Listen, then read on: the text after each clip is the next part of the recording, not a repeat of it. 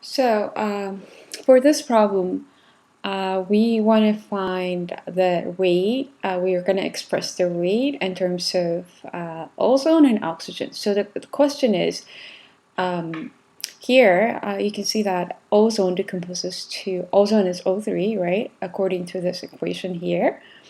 Notice the ratio is for every 2 molecules of, okay, my pen is not in the right location. Okay, got it. I want to change the color to red. Okay, so for every 2 molecules of ozone here, you're getting 3 oxygen molecules. So what we want to do is write the equation that relates the rate expression for this reaction in terms of disappearance of O3 and formation of oxygen. So that's, don't get confused about the word here, disappearance, meaning the ozone is getting converted to oxygen. That's what it means. All right, so to do this problem, all we need to know is understand the rate, the definition for the rate. So let's start by writing what rate is. So rate is for reactions, it's the change in the concentration. I will just say C for concentration over a period of time, change in time, right? Okay, so but now we have a reaction where it's not, the ratio is not 1:1. So there's a general form for it. Let's say this is a reaction A equals to B, and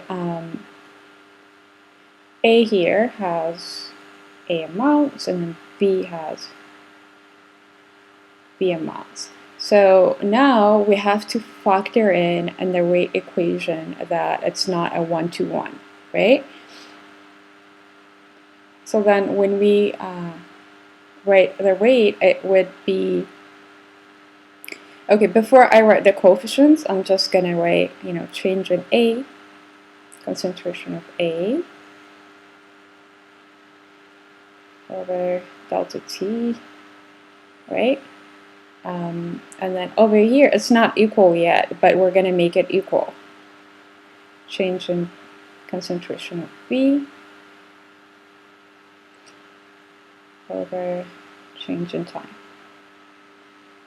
Okay, but we just said that for every A molecule, we're producing B. So the coefficients, we have to factor in the coefficients here by dividing it by its coefficient here, and down here too by its coefficient. And then on the right side, or on the left side here, we have to put a negative, because notice A is the reactant, so reactants decrease, right? For instance, initially if you have I don't know, like 2 moles of A, by time, I don't know, after 2 seconds, you might be left with 0 A, or maybe 1 molar A, I don't know. But the point is it's decreasing, so that's why we're putting negative. So once you have, once you understand this basic ratio, then all you have to do for this equation is write it out in terms of concentration of ozone and concentration of oxygen. Over delta T. Again, we're going to write the coefficients once I just write out the basic O2 divided by delta T. Now let's factor in the coefficients here. The coefficient for ozone here, for every 2 molecules of ozone, we're getting 3 oxygen molecules, right? Oh, pardon me, this is 2, not 3. Okay. So now, for every 2 molecules of ozone, we're getting 3 oxygen molecules. So that's how you balance it out. And then I forgot my negative. Don't forget the negative, because otherwise you're going to have a negative rate. Over here we put a negative, so that would make it equal.